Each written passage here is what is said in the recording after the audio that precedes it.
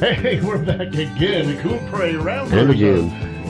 Circled up, confabulating, ready to go. And it this is is the fourth segment. Fourth segment, time for the infamous if bomb. Not the F bomb, not to be confused. The if bomb, which we if stuff.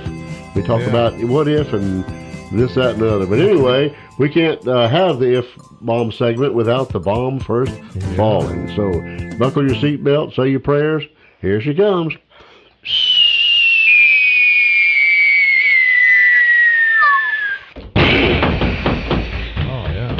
That was a pretty good one there. That Jared, he's a good whistler. Yeah. I learned from the best. Whistler. Hey, not bad.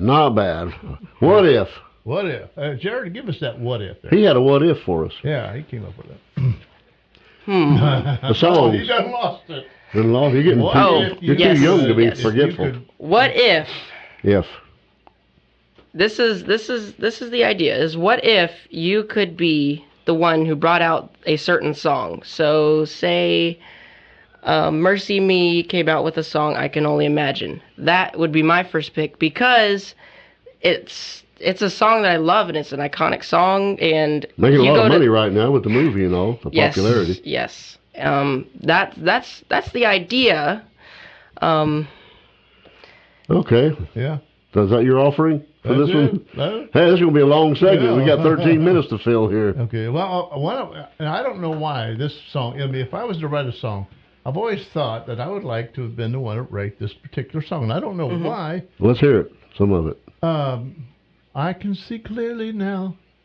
The rain is gone. That one? Yeah, that one. I don't know who wrote it. Johnny Nash had the hit with it. Johnny Nash. Well, that's who I think of.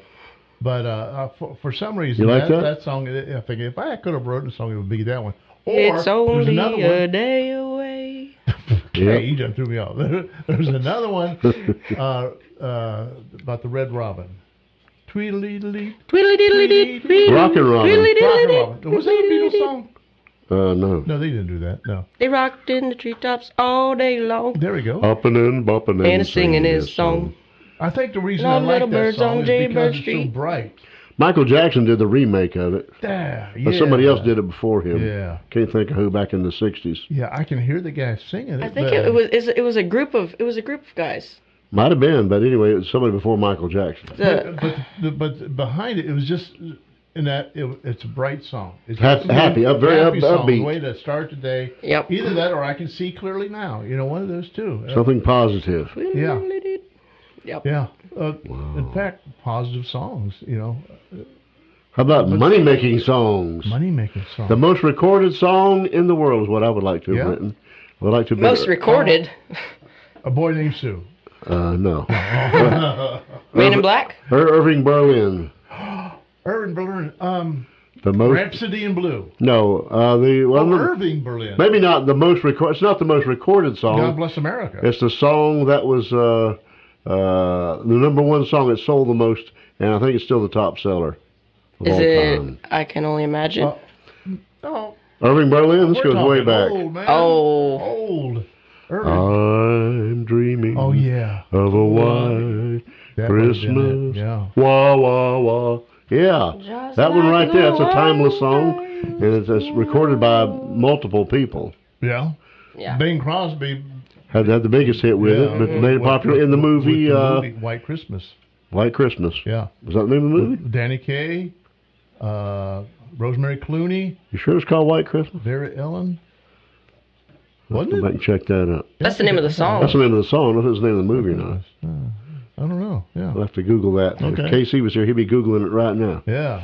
And if you're listening out there, Casey. And he probably knows immediate because he got a brilliant mind now. Yeah, he does, like a steel trap. He can regurgitate that stuff real quick. That one, or that would be it, or the one that's been recorded by the most people in the world, at least a few years ago. I don't know if it's still standing. Was Something by George Harrison. Something in the way she moves. That one right there was recorded by I think the most people in the whole world. That's what I read somewhere. It's been a few years, but because everybody recorded that. Oh yeah, country, pop, I like rock, that. crooners. Everybody did that one.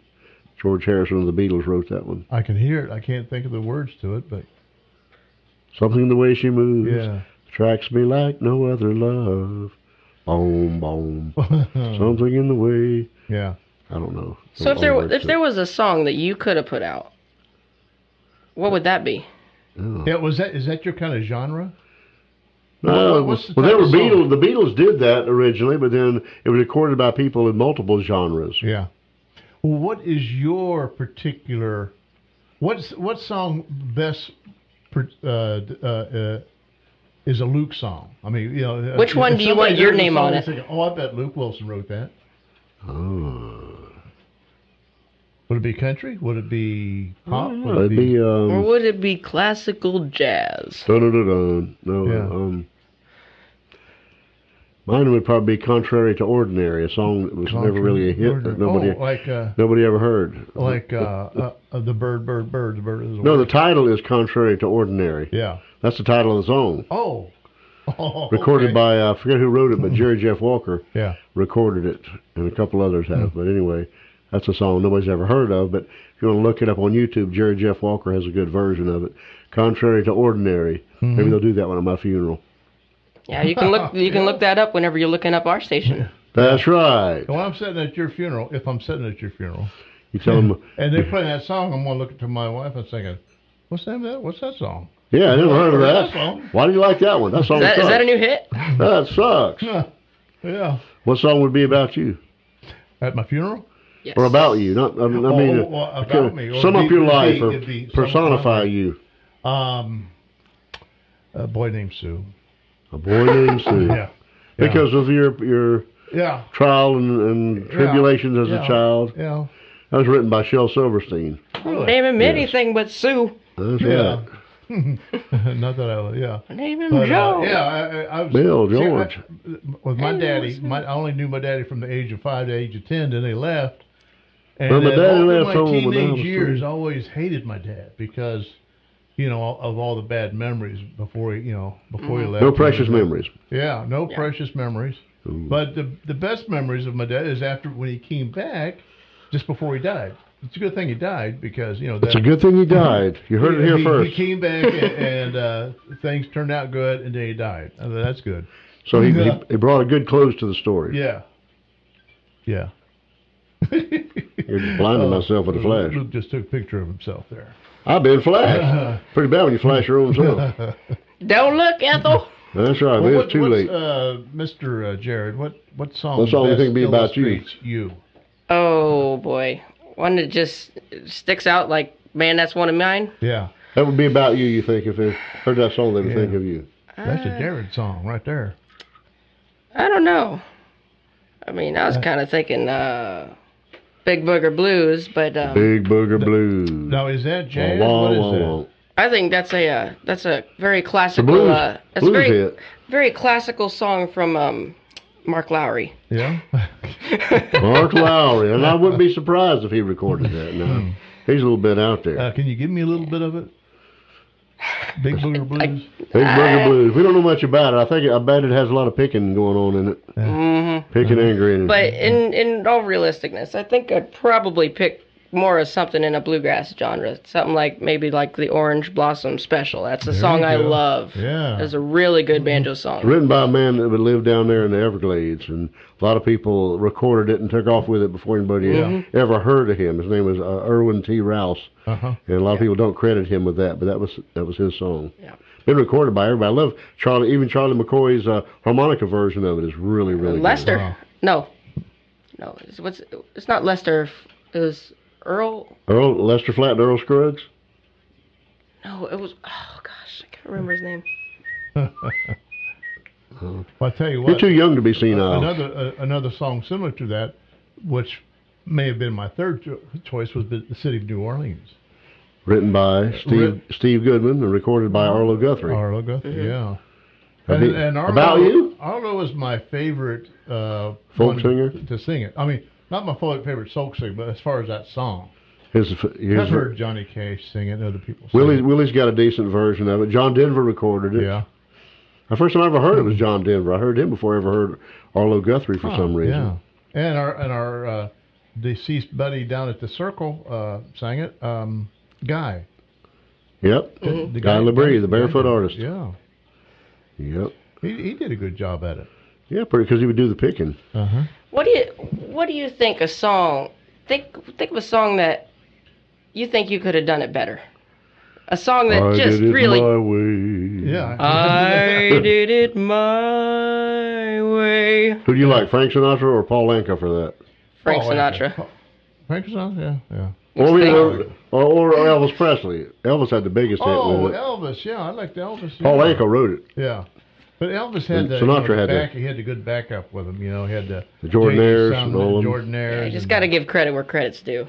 That's The right. original. Yeah, and Sweet Inspiration, and the lady that sang the high notes, I don't know. Kathy Westmoreland. I don't know that. That was I've heard his of her. backup group. Of course, he had the Stamps at one time, and the Jordanaires at one time, and the Imperials at one time. You talking about J.D. Sumner, J.D. Summer was with the Stamps. the bass singer? Yeah. Saw And his with grave the a couple of Imperials- months ago up in Nashville. You did what? Saw his grave a couple of months ago Oh, yeah? when I was in Nashville. It's in a mausoleum outside Yeah. of Nashville. It's really cool. Was it long grave? Because he's tall. You couldn't tell. A bunch of shelves. You only saw the end of it. Oh, yeah. It wasn't any wider than anybody else's. I don't know if I'd want to end up in a mausoleum. You end up somewhere. I'm going to end up in a hole, I think, in the end. Is probably how that's going to work out. In the ground? Yes. In the sand, Florida sand, or? Preferably, yes. Yeah. Yeah. That way it won't be hard to exhume you when they want to go test your DNA. Yeah, they don't. Boy, we're I don't- changing subjects here, ain't we? I don't need. Chasing rabbits. I don't even know what any of that means. That don't really matter in the long run. Yeah. Yeah. In the grand scheme of things. Yeah. Yep. Y'all go. Hopefully, y'all going to the same place. That's right. And go out singing your own song. Yep. Or a song that I best can see clearly performances now. you know. The rain is gone. Yep. Well, we're I can see down to a all minute. obstacles in my way. We're down to a minute. We're going to have to slip on out of here, but Yeah. we're very glad to have had Brother Jared here with us today. We hope he'll come back and grace us with his presence and his wit and so forth and his ideas. I don't know about that. We'll see. Yeah, we'll have to have you back. But anyway, in the meantime, Alrighty. we got a call on our late great brother, Casey Carlton, and we have to tell you a little bit about this radio station here. So, it begs the question, Yeah. what's the frequency, Kenneth? 1480 AM on your radio dial. News Radio WFLN, Arcadia's news and information station.